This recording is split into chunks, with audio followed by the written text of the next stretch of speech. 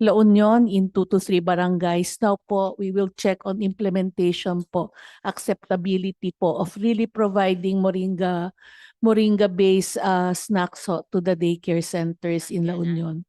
Hopefully po, as we all know, our performance po dun ho sa ating latest academic performance po ng Philippines was really low. So we're hoping that we could actually increase IQ, not only of course moringa-based supplement, but of course we really need the complete diet talaga naman po. Pero this is one of our aims for the coming school year to do implementation research po of giving moringa-based snacks to the daycare center children po. Thank you very much. I would like to request you to join our technical working group kasi as I read this bill, I think the most important contribution of this bill is to solve the problem of our children, di ba? Malaki ang problema natin sa yung result ng mga performance ng ating mga anak sa school. And I think Moringa will be able to help solve those problems kasi I was reading the write-up about the research on Moringa. Parang ang laki ng contribution niya para sa health and intelligence of children. Kaya I want to embody that in the bill and create, kasi yung bill natin masyadong generalized. Oo. Kailangan dagdagan natin at more specific, especially for the children. Kasi I think this is really a big problem of the Philippines. Marami tayong mga children na stunted and then not really developing into intelligent children, which is the hope of the future, di ba? Hindi naman tayo ang hope ng country natin, it's our children. So we have to really solve this problem. So thank you, Ms. Dr. Uy. And we now hear from the High Value Crop Agency of the Department of Agriculture. Magandang umaga po, Madam Chair and the honorable members of Congress of the Senate. The Department of Agriculture expresses its full support to the proposed legislative measures. These are consistent with RA number 7900, otherwise known as the High Value Crops Development Act of 1995, which states that the agricultural growth and development should be accelerated as well as to enhance productivity and income of farmers and the rural population, improve investment climate, competencies, and efficiency of agribusiness, and develop high-value crops as export crops. Similarly, this proposed bill is consistent with the Chapter 3, Outcome 3, Improving Nutrition across all ages under the Philippine Development Plan 2023 to 2028. In ensuring that it is an accessible and affordable and nutritious food to all Filipinos. Kasama din po dito, we would like to manifest that on Section 2, Declaration of Policy, we suggest the following alternate text.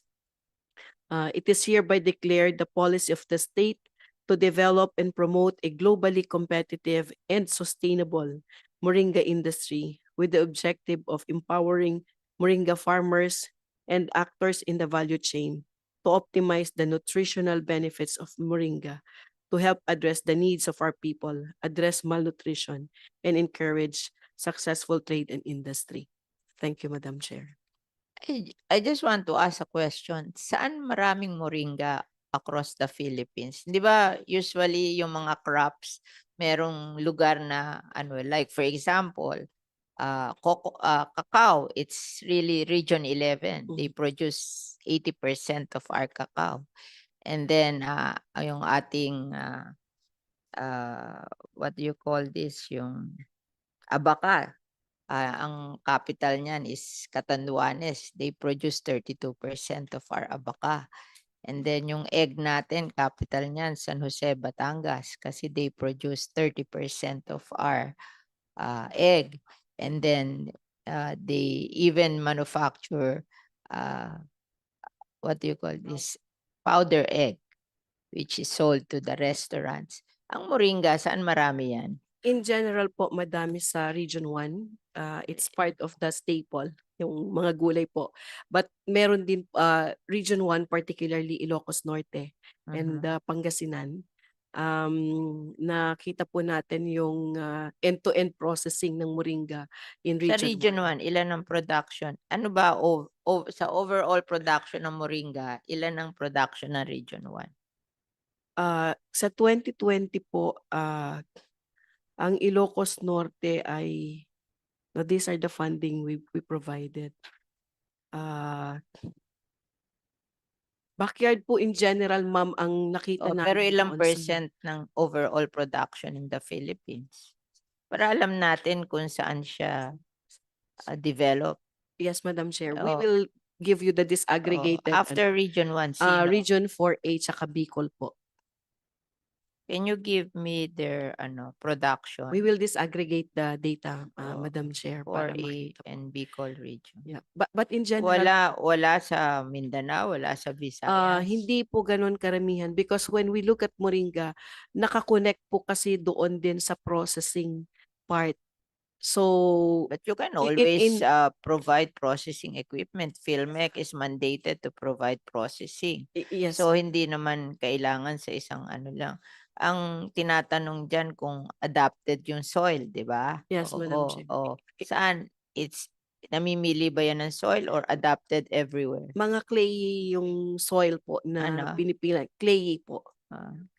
Sandy loam or clays. Oh. Basta wag lang magkaroon po ng So waterlogging. walang ganyan sa Visayas, Mindanao. Meron din po pero backyard lang in general po eh. Okay lang backyard. It can grow anywhere, Madam Chair. At, So it can grow anywhere. Opo. So it's a matter of promoting. yes, ma'am. Okay. We have now here the an NGO, the Moringaling Philippines, headed by Bernadette Arellano and Maria Rica Cabango. Can you make your presentation?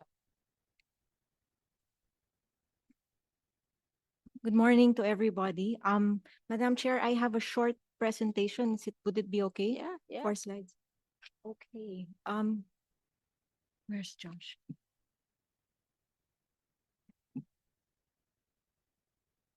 First of all, I'd like to say thank you to everybody for being here and supporting us.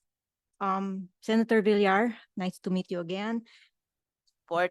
Supporter from the House of Representatives, former President Gloria Yes, Macapagal we do. Arroyo.